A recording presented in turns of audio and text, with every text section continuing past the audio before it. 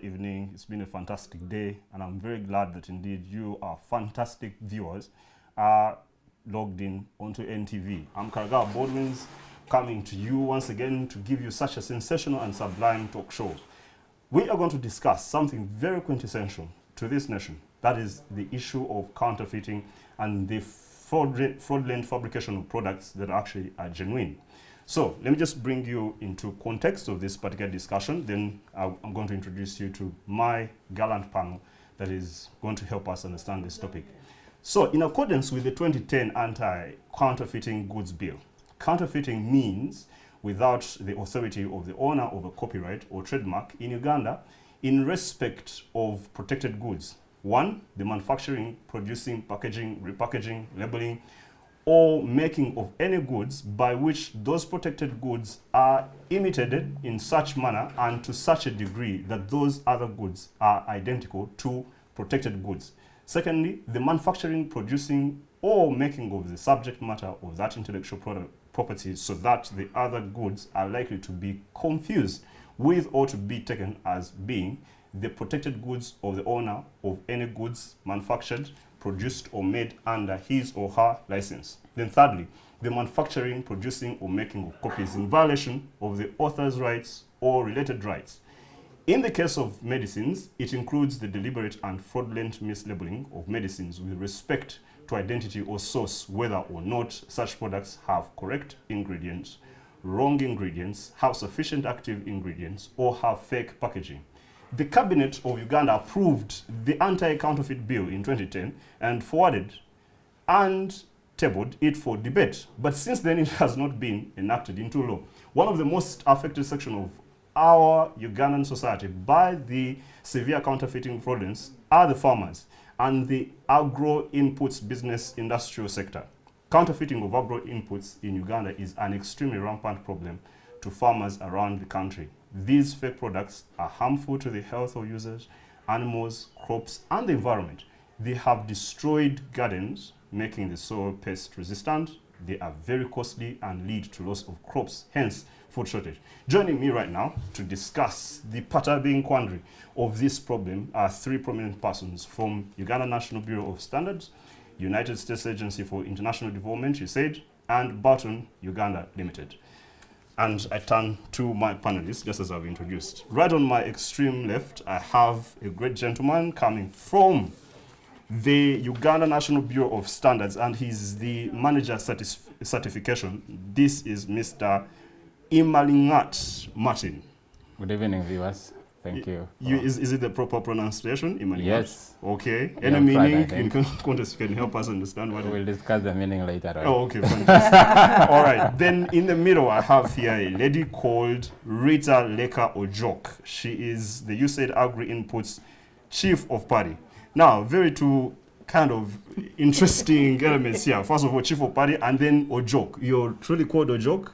That is my name, and it has been for 37 years. Okay, how did you obtain it? Because it seems... Obviously, I married a Ugandan 37 years ago, so... Wow. Oh, yeah. Okay, and Chief of Party, what does it mean? Chief of Party is basically the same as like country director for an activity or a project. Mm-hmm. Okay, yeah. Lovely indeed, nice to see you. And to my very immediate left, I have Madame Agnes Mbabazi Kabwisho, Head of Agriculture, Baldwins Uganda Limited. Agnes, you're welcome. Thank you very much. What does Kabwisho mean? Kabwisho is a name. Yeah. Okay, so you're the head of agriculture Baldwins Uganda. Yes, please. It sounds like one of my favorite musicians a long time ago, Bolton. Any similarity to that?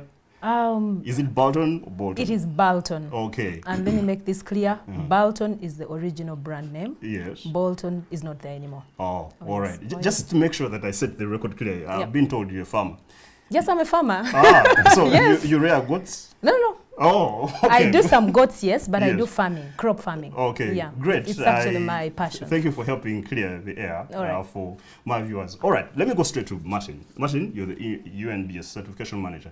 So what is counterfeiting, just besides the introduction I've made, in just simple terms, especially now in the agro-business context? What is counterfeiting? Thank you, Baldwin. When you are discussing about counterfeits, it's always good to put it in the context, especially for common people. There are three terms which are normally used interchangeably by many people. One of them is fake products, the other one is counterfeits, and the other one is actually substandard products.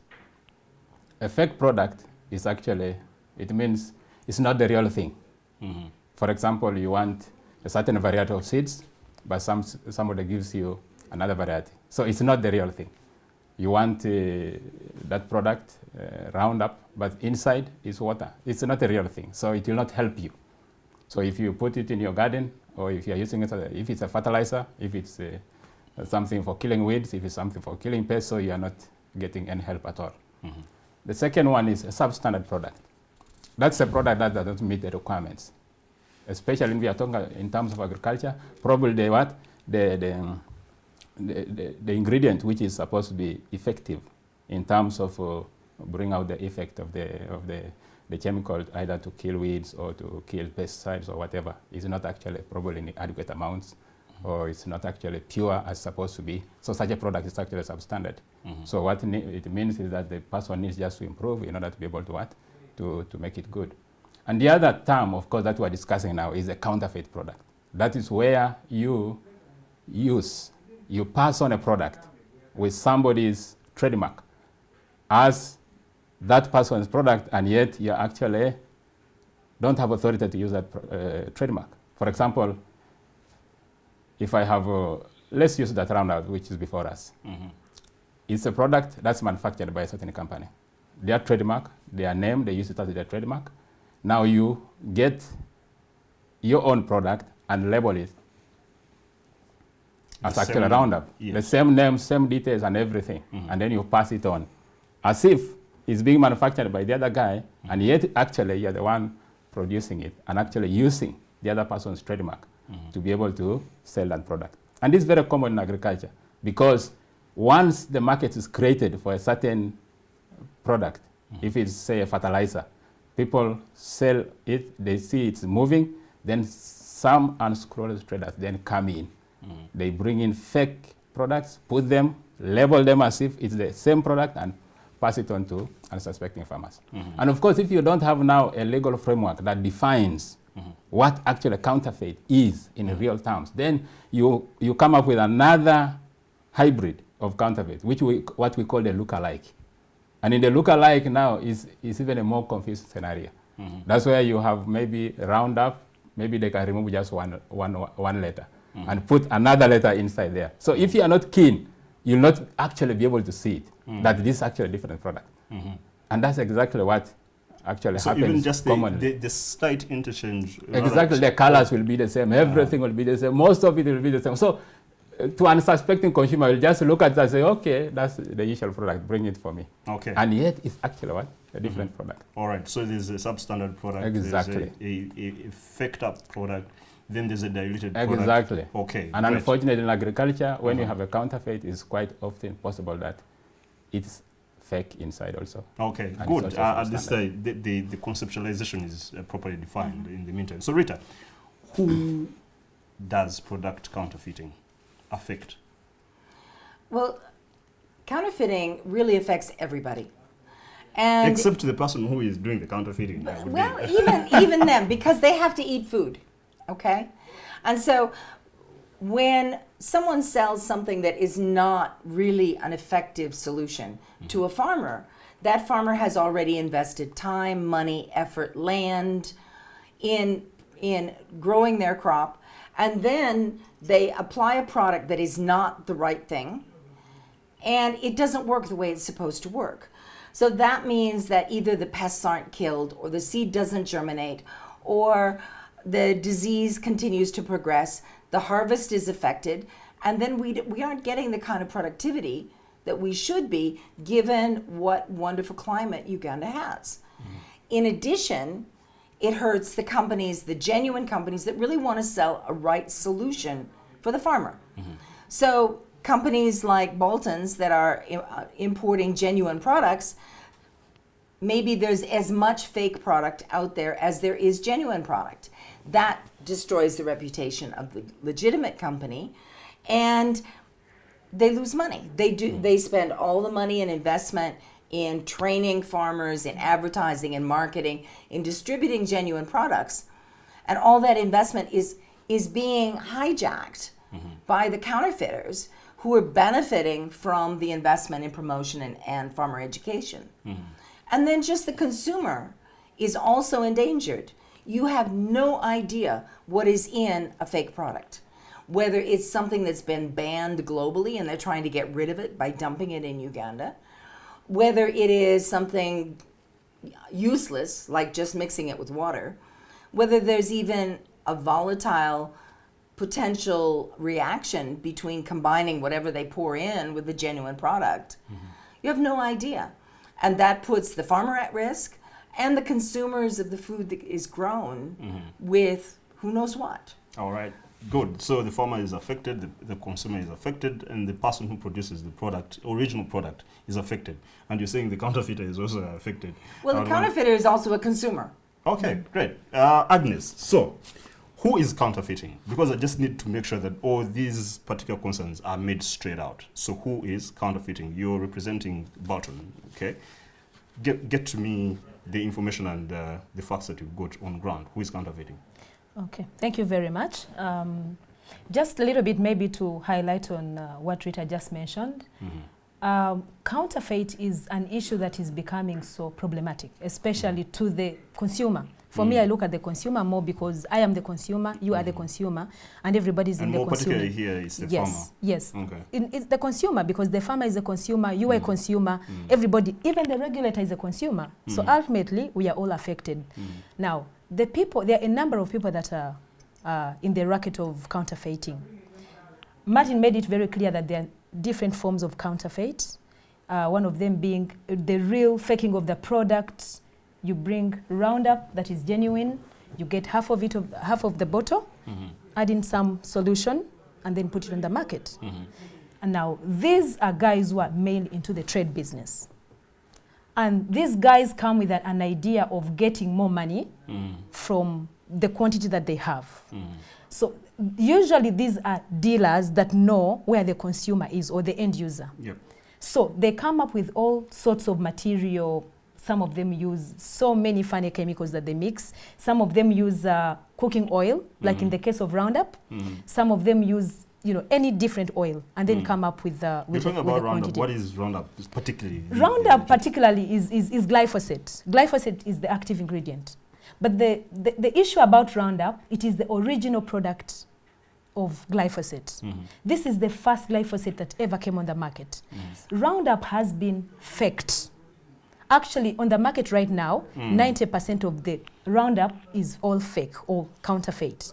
So I can see a distinction here. There's a genuine one Yeah. and a fake one. Honestly, you cannot even distinguish between what is genuine. Yeah. These guys have done it so well. They've Yeah. mastered the game to the extent that it's so difficult for you to identify if you don't know the product.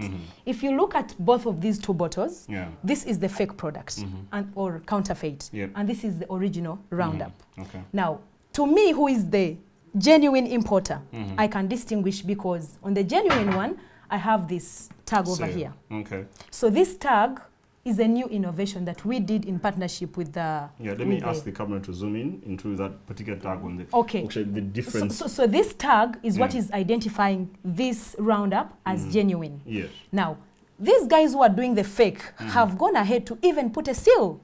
So when our farmer comes from the village, So the this is farmer, the distinctive, this is the genuine Yes. one, which has a seal. This one doesn't have. yes, Okay. but these guys make the fake one so close that it's so difficult for the farmer to distinguish. Yes. For example, this is, you look at the lid, it's red. Sorry, it's green. Yes. And this is also green. But of course the green is a little bit different. This is darker. Yes. But this is from the point of view of me who has the knowledge. Exactly. Now, when a farmer comes to the shop of the dealer who is actually aware that he faked this product, Yes. they will not show him the genuine one. That is if they have one. They'll show him this. Yes. And of course, the idea is that they want to show you that this is cheaper. By the way, most of the people who are doing this counterfeit is mainly because they want to make more money. Okay. That is the whole idea. Okay, so Agnes, just on that, we're going to pause a bit. We'll go for a break. Okay. I want, when we come back, to know exactly what is being done. What is the the government doing? What is the private sector doing? And how should we combat this whole issue? And the other intricacies of the legislation and what needs to be done practically to make sure that we can curb this problem. Thank you, our viewers, for keeping watch with us. We're just going to have a short break and we'll be back for the continuation of this discussion.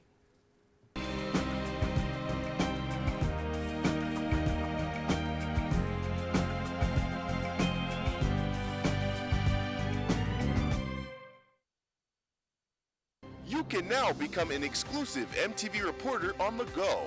With the NTV Go mobile app, you can create news by capturing and sharing content instantly.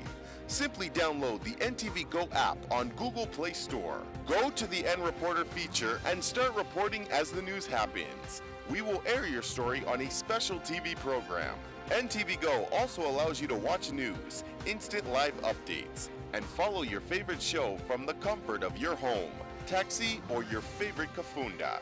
Download NTV Go app now from Play Store.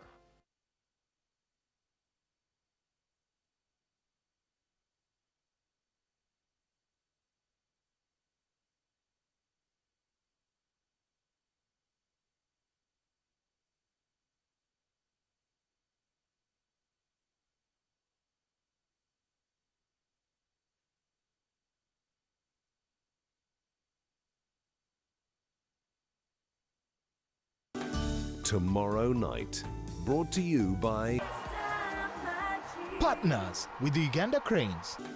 Tomorrow Night. I really like this place here. I could stay here and stay in your apartment, the beach, eat your food, and in the meantime, I'll tell you stories about Carmenia. What do you think, huh? Here's 100 and get out.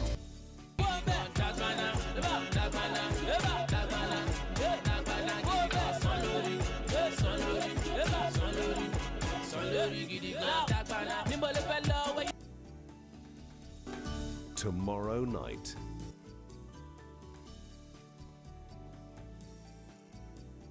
Come join the Oyster Magic family as we support the Uganda Cranes. Everyone is a player. Come play your number. Partners with the Uganda Cranes.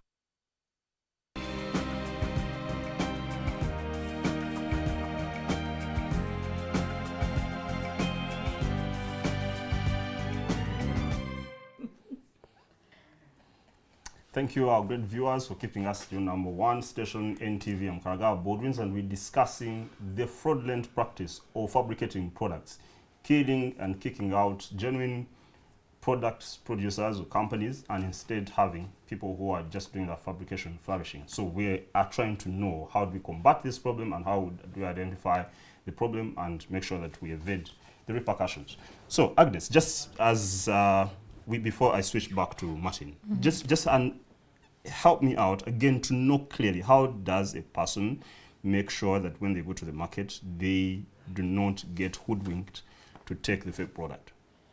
Okay, thank you very much. There are a number of parameters that we can use. I will highlight one thing, that the problem is that most farmers do not know what they are buying. So they are at the mercy of the dealers. So when they walk into the shop... So how are they supposed to know? It varies from product to product. Okay. But one thing I will highlight is that a farmer should go to the right agri-input dealer. For example, if we are dealing with the Roundup, the farmer knows that the genuine Roundup is found at Baldwins, for example. They should go, first of all, and buy from the genuine importers. Number two, they should make sure that the product that they are buying has a proper label and fully sealed. You should actually take a step to pick up a bottle and just as the try to illustration twist on the exactly, screen, actually, exactly, and make so sure that the bottle is not tampered with. Thirdly, the farmer should know exactly what they are buying by going to the right place, by dealing with the right product.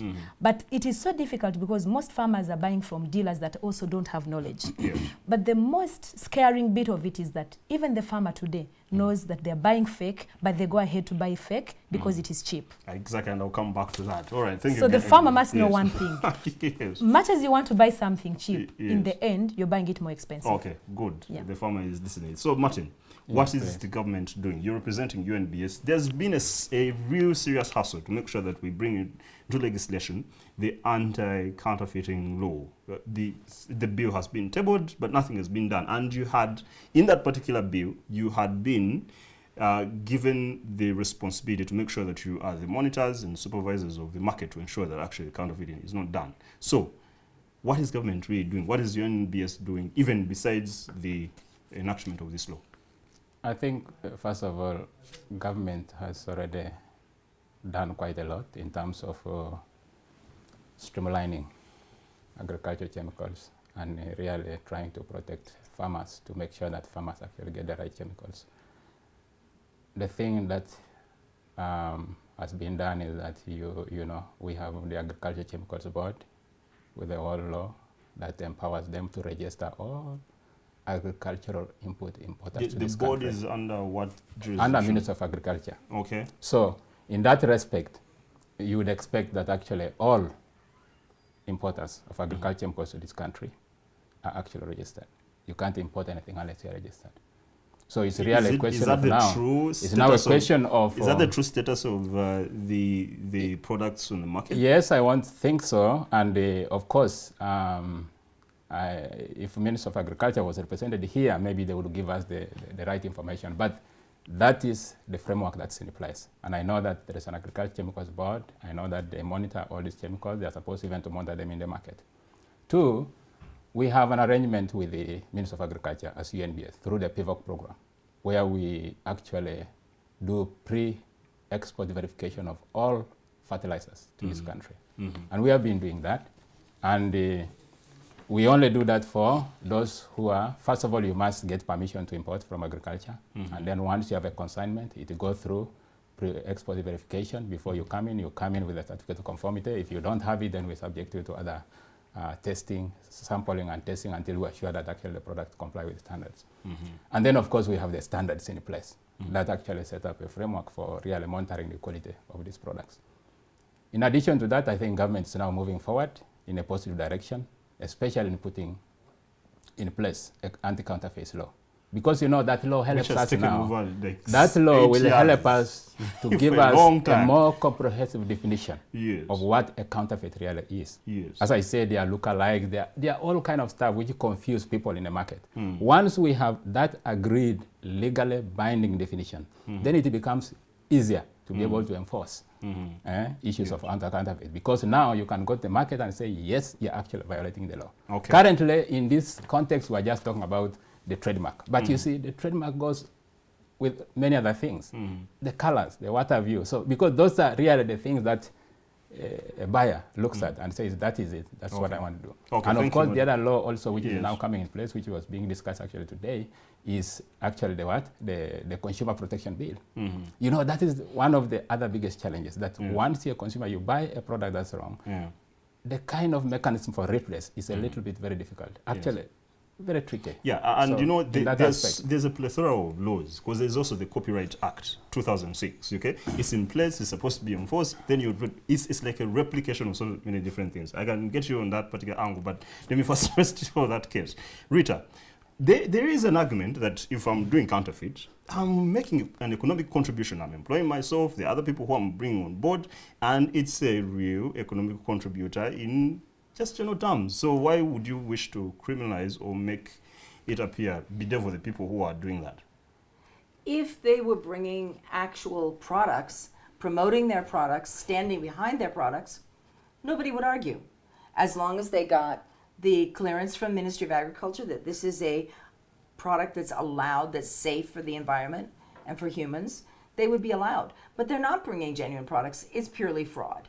And this is why one of the things that Martin failed to get to is the fact that Uganda National Bureau of Standards is now working very hard to assist the consumer to be able to identify which are genuine products. So how do they do that? There's a public-private partnership within UNBS working to put the labels, these labels that Aggie was showing you, make them available to the private sector. And what they are is it's a scratch label similar to when you scratch an dial in for airtime. So they're only genuine manufacturers sign up for these labels.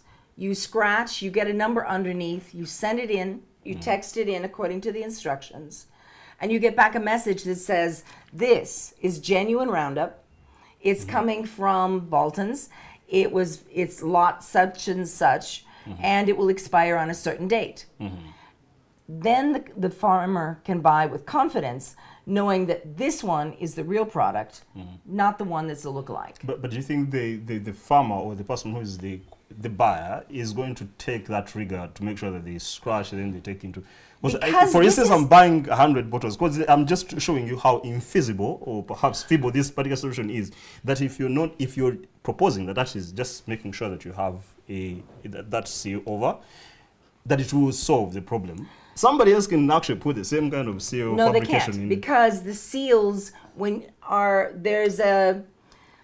there's an IT solution, so that when you send in the what's underneath, it is directly connected to the label number that's on the outside, and when you'll get back a message directly linked to this particular bottle. Okay. It identifies this bottle, and it will show you which company it comes from, what the expiry date is, and everything about it. Okay, good. And yes. no, but let me don't. Just 30 seconds. Yes, 30 seconds. I need to. No, the important thing is that this is life and death for a farmer. True, I understand. Okay. Yes. A farmer is not buying 100 bottles. It's not like buying mineral water. Okay. The farmer is investing hard-earned money in something that makes a big difference in their life. So you're putting a demand on the farmer to make sure that they're rigorous enough. If you're buying medicines, if you're buying medicine for your crops, you're going to take 1 minute. It's a free SMS message. It doesn't cost you anything except 2 seconds of your time to scratch it off, text it in, and get the assurance that you have the right thing. Okay, thank you so much. You would make the difference. Absolutely. Great explanation indeed. Agnes, so you're a private business person, you do farming, and you are under Baldwins. So what, besides that solution, which sounds profoundly exciting, though quite questionable, what other means of intervening in this problem is the private sector undertaking to make sure that we can curb it? Okay, thank you very much. The major one is the one that Rita just mentioned right now, and we are trying to partner with the government through UNBS and USAID project to make so sure that we promote this. We have a lot of promotions going on right now to inform the farmer that, look here, when you buy a chemical or when you buy fertilizer, please go to the right place and please scratch. Two, as the private sector, we are taking an initiative. Right now, like at Baldwins, we are promoting our products on the radio. We are going to do a lot of worldwide campaigns to inform the farmer that, look here, the farmer, you are the one who is affected. You're trying to buy something cheap, but in the end, you are buying more. Like I mentioned earlier, if you buy 1 bottle of Roundup, for example, the genuine Roundup from Baldwins, you'll use 1 liter for 1 acre. Now, a farmer who wants to buy something cheaper, or cheaper in quotes, will buy 2 bottles for 1 acre. So if you're paying 17,000 for the cheap one, and you're paying 20,000 for the most expensive one, you're buying 2, so it is 17 times 2. So this is one way that a farmer should know. But above all, the private sector must come out, and they can't work in isolation. We must work with government. When you talk about private sector, just give me a composition, perhaps just an outline of 3. Private sector, we are talking about private companies that are dealing in business, like Baldwins or any other agro dealer that are Is the farmer genuine. A private sector individual? That is an end consumer. Private sector is not in this business, so they are not in private sector in this context. The farmer is the user. And for me as a dealer, I am more interested in the farmer because I'll tell you something, most of the guys who do the fake, they think that they are making money. They don't think about their health. At the end of the day, I always tell my people that I train, I tell them, when you go and fake, for example, Roundup, you're going to buy tomatoes or you're going to buy maize along the way because you're only selling the chemicals, but you're not growing. Most of them don't grow. Now, when you go and buy the produce from the market, you are actually eating what you don't know, because most of the chemicals that they use, they have a different chemical reaction. So what the private sector is doing, at least at Baldwins, what we are doing is to educate the farmer We are doing farmer trainings, we are conducting radio promos to make so sure that the farmer knows where to go to buy the genuine product. And also the farmer knows that already on the market we have a lot of fake. And when you go to the market, make sure that you ask for the genuine one. We have an advert running for Roundup, and we are telling the farmers, do not go and buy anywhere and everywhere.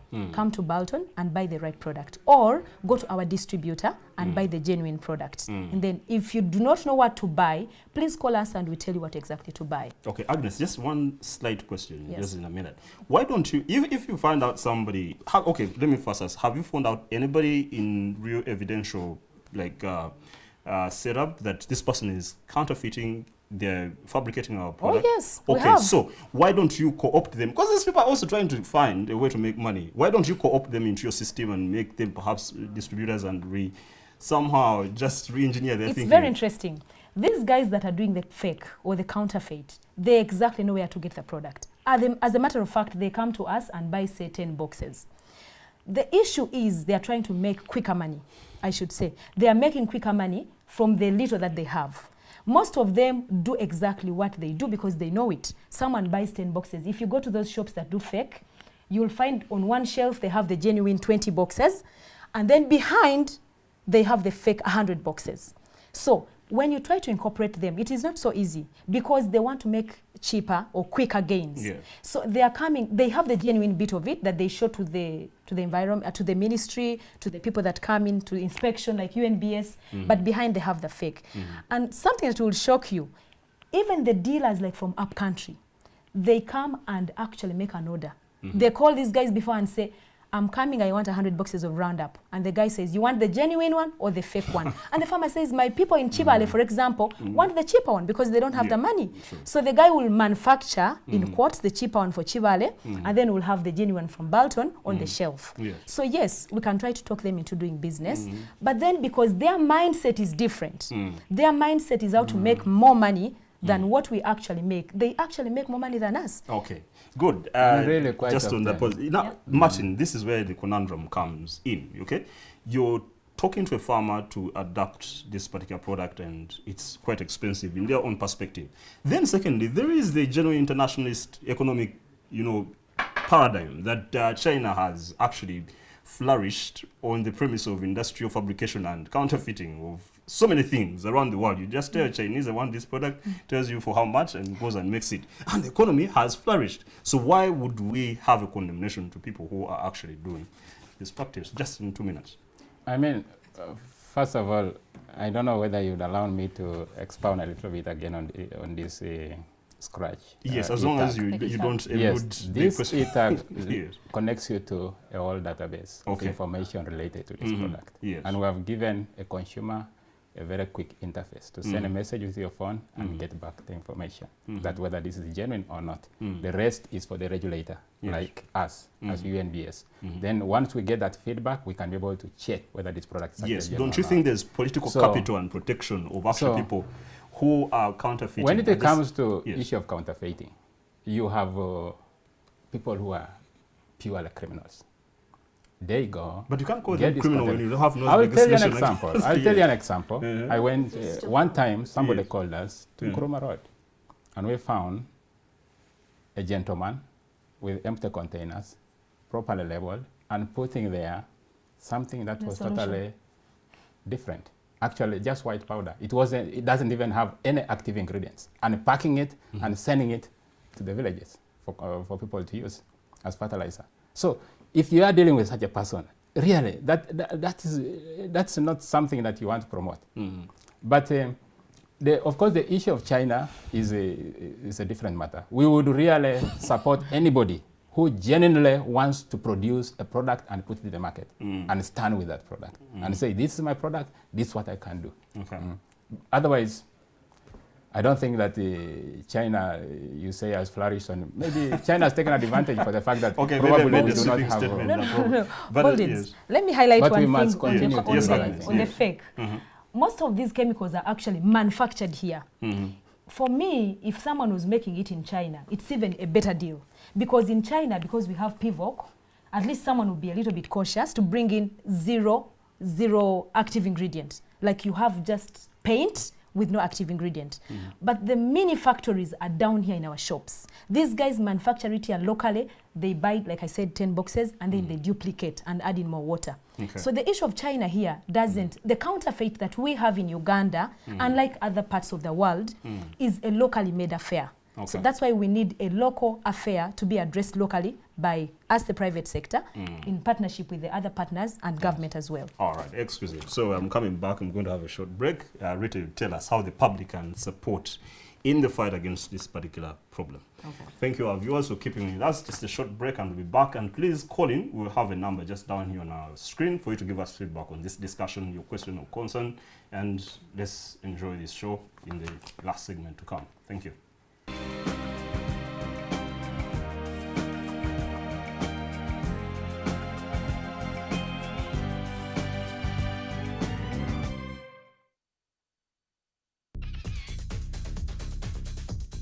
When we talk food, we mean the skill of slicing and dicing, the art of flavor, the art of presentation. It is Kitchen Delight once again, and we are doing real gnocchi.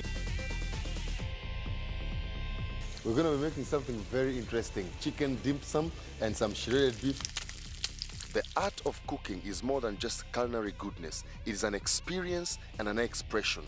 Look at that. So join us every Sunday here on Kitchen Delight as we explore the sovereign dishes, of course, from my kitchen to your kitchen. The recipes from Uganda and beyond, guaranteed to arouse your appetite, and it's happening only on NTV.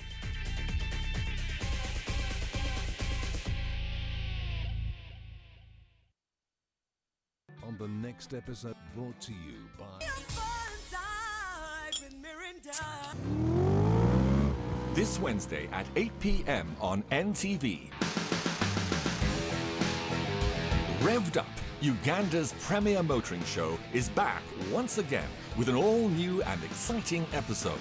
Join us every week as we take you through the latest innovations and developments in the motoring industry.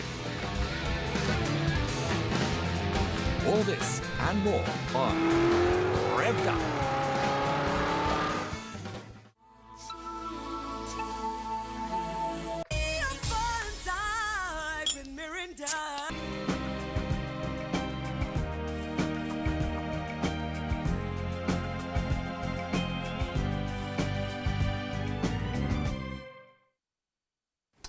You're watching NTV, your number one station. I'm Karagaba, Baldwins, and we're talking about counterfeit. I'm having officials from the UNBS, Uganda National Bureau of Standards, and Barton. This show is brought to you by Barton, Uganda Limited. They make mention of that. They are dealers in agro-input products and many other things.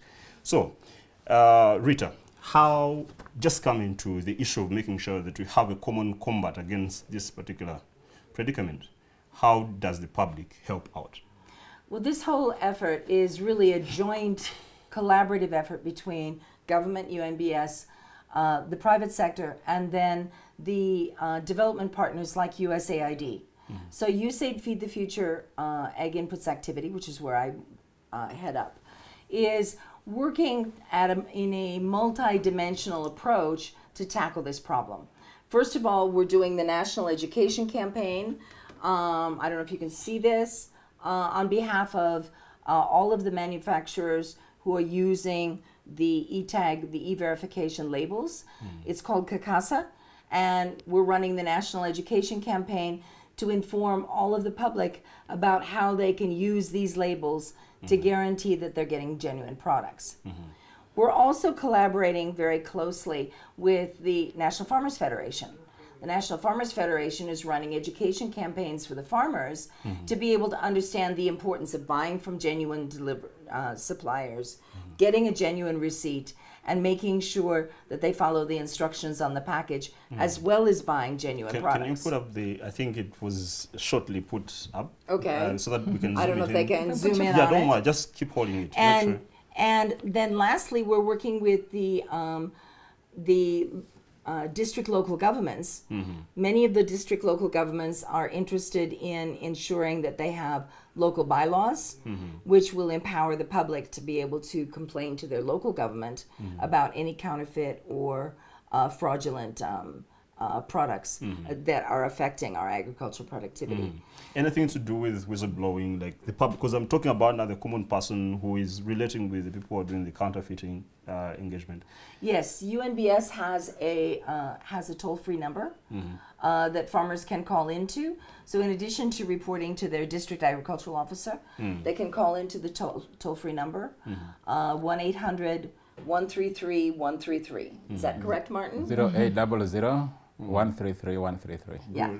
Okay. 0800. Sounds pretty long. Not 1-800. Yes. So 0800 is toll-free, 133 133. Okay. And that's the whistleblowing Okay, line. thank you, Rita. Just to remind our viewers, please call in. We're putting down here on the screen our phone. We need your feedback here on this discussion that we have. Do you have a concern about any particular issue of your agro inputs that are being fabricated or concocted and then you don't get value for money and value for investment? Yes, Agnes. Yes. So, what exactly should the person, a farmer, how does a farmer protect himself? Are there associations that you're developing? You said you talk to them, but how practical and empowered is the farmer to make sure that they can safeguard themselves from this sort of... Thank you very much. Yes. The beautiful thing with the farmer today is that many of the farmers are now elites. They are no longer the other farmers. For Like example, I'm a you. farmer, yes. Okay. So we are using so many platforms and we cannot work in isolation, like I mentioned. There are a number of development partners that are working on the same, like the USAID projects. They're putting in a lot of money and a lot of effort to communicate the message. Really, in the whole, it's about sensitization and carrying out campaigns and telling the farmer that, look here, do not go to buy things that you do not know. What you're buying, you do not know. So for me, I still insist that the farmer should go to the right dealer. Absolutely. I know that every farmer cannot come from all over the country to come, say, to Kampala as the source, or to Bolton in particular, but we are working with agro-dealers. In every district, we have particular agro-dealers that we deal with in a district, and we highly recommend them. And we make so sure that these guys that we are working with conform to our standards. That's one way. Number two, we are going to roll out a campaign to the village levels. I do a lot of trainings on the village level through cooperatives. There are so many cooperatives coming up. There are so many platforms, social media. Today, you know it. We have so many platforms. I have so many groups Farmers I belong on to. social media. Yeah, the farmers, That's actually, I belong to fascinating. so many of them. And they're so all the time asking questions, and we are answering to them. Okay. So the social media is going to be very critical, and we are counting on you, actually, to make so sure that the farmer gets the right, agri-inputs. Thank you, Agnes. And the good thing, you're already getting feedback. There are phone callers right here on set. Hello, good evening. Hello. Hello. Yes, good evening, gentlemen. Your name and where you're calling from? Good evening. Yes, nice to hear you. Your name and where you're calling from? My name is Dan. Yes, Dan. Your question or concern or comment? I'm calling from Kataku. Okay, please, just in 30 seconds, make clear your point, either your question or comment. The point I want, I started growing rice recently. I have about 50 acres, and I want fertilizers. How can I get it? You want what? Roundup. Fertilizers for rice. Okay, great. Thank you. I think And then, can they visit my farm so that they can advise me? you're in Katakwi. Yes. Okay, good. Roundup is on social media. You're on Facebook? Rather Baldwin, Yes, you're on yeah, Facebook. yeah. Okay, so Baldwin is on Facebook. I think you can try to get... Good advice. Okay, you'll be directed. Thank you. Thank you, Dan. Thank you, our caller. Somebody else? Hello? Hello? Yes, good evening, gentlemen. Your question, rather, where are you calling from and what's your name? Yeah, my name is Maxon. Maxon, nice to hear you. What's your question or comment? Hello? I can hear you clearly. Please go on with whatever you want to communicate. Okay, I wanted to ask a question. Gladly. Can you hear me, please? We can, please. Go on. Okay, thank you very much for the initiative. Okay. Yeah. Okay, gentlemen, sorry, we are going to cancel out your... Yeah, you're listening to yourself on set and then you're trying to get... Please, can we get some other caller? Please make sure you mute your television or switch it off as you're calling. Hello? Hello? Yes, good evening, gentlemen. Yes, good evening. Your name and where are you calling from? I am Joseph and I'm calling from Akiso. Very good to hear you. What's your question or comment? Yeah, I think I just have 2 comments. I'm just following what is going on. But one thing I can say, besides the issue about dealing with agro dealers, I myself, an agriculturist working in Naro, but then we may talk of agro dealers, but there is somewhere that UNDS really has to come in. Because if I currently, you find someone selling seed that is completely has almost 0 germination percentage, and yet is the same so-called right person, say like fika seeds. So it does not really make sense if really there's no extra input from some other party. Okay, thank you so much. Okay. Sure. Yeah, I think, Martin, that is direct to you. Yes, hello, somebody else online? Hello? Hello. Yes, good evening, gentlemen. Your name and where are you calling from? My name is Eddie. Nice to hear you. Where are you calling from? Calling from Nansana. Okay, good. Any contribution? What is your contribution to this show?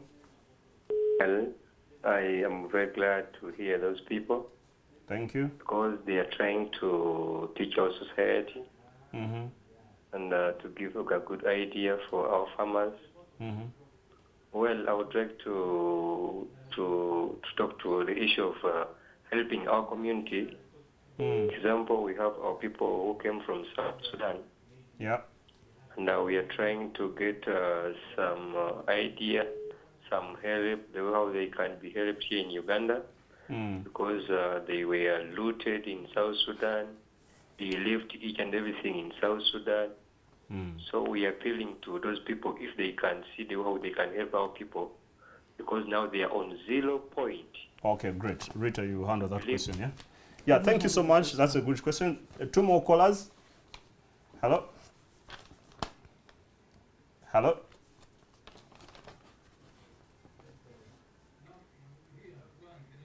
Okay. Please, any other caller online? Hello? Yes, good evening, sir. Yes, good evening. I can hear you. Your name and where you're calling from? Okay, this is Miro. Zero? TV, but I'm in Uganda.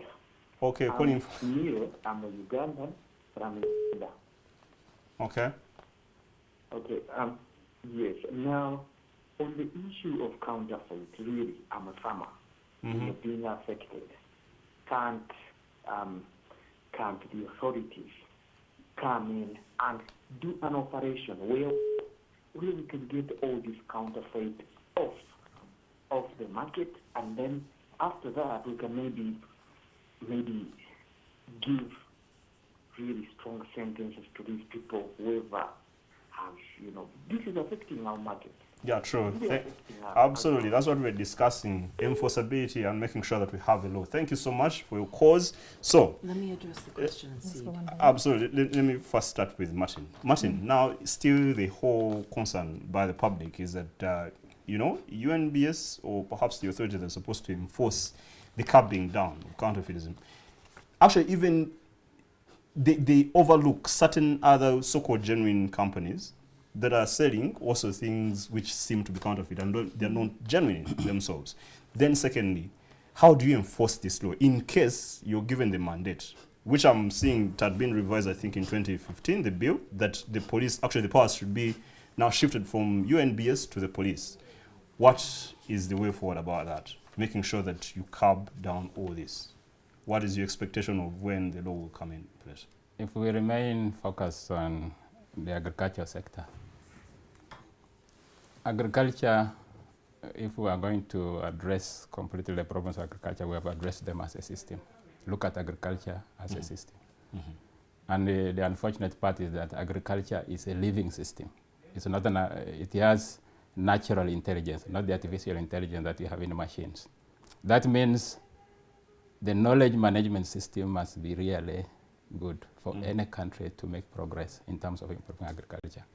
And what I mean by knowledge management, it means the components of research and how you get that knowledge translated into actually productivity and production at the farm level, and also the indigenous knowledge that comes with that. You cannot, improving agriculture is not like that my machine is spoiled, so you just bring spare parts and plug them there. It doesn't work that way. That's exactly the question is raising about the seeds. You know, the seeds, you want a seed that germinates. And seeds have various different varieties. They have varieties, they respond to different soil, they respond to different, they respond to different nutrients, they respond to different things. That is the general vibe about the actual agricultural problems of the seeds. Now, how is the government, UNBS, when do we expect to have the law? How do you expect to enforce that law when you just inspectors and people who are going to be without guns, without any punitive capacity on the ground? How are you going to make sure that's that exactly what I'm telling you. When it comes to enforcing the law on seeds, especially, let's talk about seed. You see, once you pack a seed, you're packing a seed, you're saying this is this variety. Yes.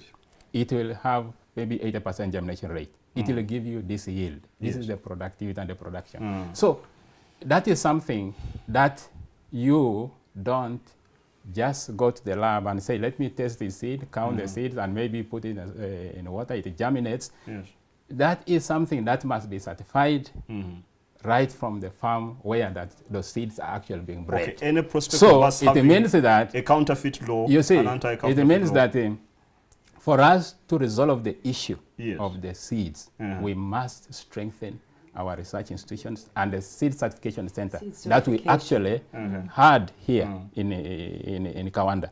So until that seed certification center takes that full responsibility and really starts to do that work seriously, then we'll not be able to solve. Of course, you know, aspect of UNBS as far as seed is concerned is really the aspect of quality, which are broken, which are what. You know, this is really something that any ordinary person could look at. But you know, when you're talking about seeds which you are going to plant and expecting a certain yield, expecting a certain production, then that actually is a function of a system where those seeds have come from. Yes, thank you. I just have 2.5 minutes, unfortunately. But you have evaded the question because I need to know whether there's an exact prospect period. I've not evaded. Parliament is going to pass a bill. Exactly. But the public should be asking their parliamentarians when they're going to pass the bill. So Rita, just in response to one of our callers, any support, just what some of the questions you picked up of, especially the one who's asking about how do you help Sudan? Our particular activity is working very strongly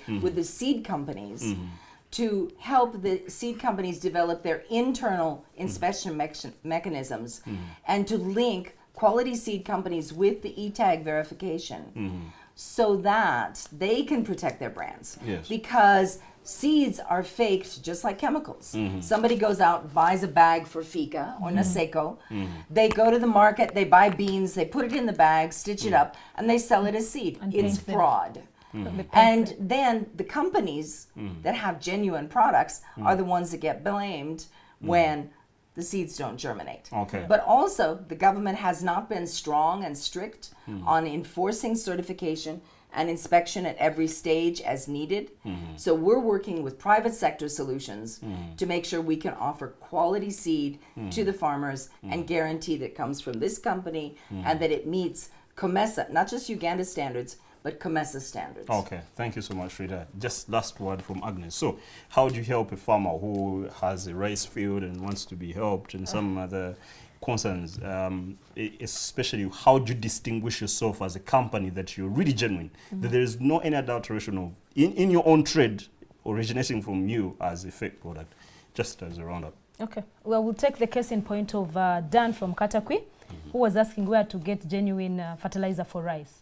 Dan, definitely you can have these fertilizers at Bolton, but above all, we have regional managers as Bolton. I have a regional guy who is based in Mbale, and we can avail the contact. You can buy from them directly, or they can refer you to our dealers in Mbale. But better still, for the farm visits, you can have my contact. We do this a lot for free, by the way. And I can visit personally, or my team can visit you at any time. He will just give us the contact in Katakwi, because this is really general, and we'll be there. But the one thing I want to highlight at the end of this show is that we must work together as a team. Yes. It doesn't have to be UNBS to take the whole blame or the government to take the whole blame. That is why we have the private-public partnership. And at Bolton, we are strongly advocating to work with these guys. You can see Rita is from private, from NGO, USAID project, and then we have Martin. If we don't come up together as a team, government alone can't identify these guys. They put together a police right now. There's a police in the Ministry of Agriculture that is supposed to be policing, but they can't be everywhere. So what we need to do is that the public must come up, identify these people, and also resent them and make so sure that they go to where they are supposed to go. Not to leave the government to come and pick you up and say, hey, go and buy this fertilizer right here. They know where to buy the things. They need to be more vigilant and go to the right place. And not buy something that they know is fake just because it's 500 shillings less, and it ends up costing them a whole lot more in lost productivity. Exactly. All right, Martin, your last thing. Well, yes. what I want to say is that we, as I said, agriculture is a living system, but we are putting bits and pieces together, and we hope that we will be there. This is a novel solution that we think can empower an ordinary farmer for now, as we try to make sure that they have access to the right agro inputs that will actually be able to improve their productivity and production, so that we can maybe at least make subsistence farming more efficient as we move forward to really commercial farming. Okay, thank you. Martin from UNBS, Rita from USAID, and Agnes from Bolton. Thank you so much for coming. It's been such a sensational discourse, and I'm hoping a time soon we'll come back all together. Probably, you never know back when he said, but you've been such fabulous guests. Thank you so much. Thank you. Yes. Thank you to Baldwin. Thank you, our precious viewers. We are glad, and I continue saying thank you for making us as your #1 viewer station in Uganda, and literally, you never know, across the region. I'm Karagaba. Baldwins are becoming back here on Monday. Please keep logged on to NTV. God bless.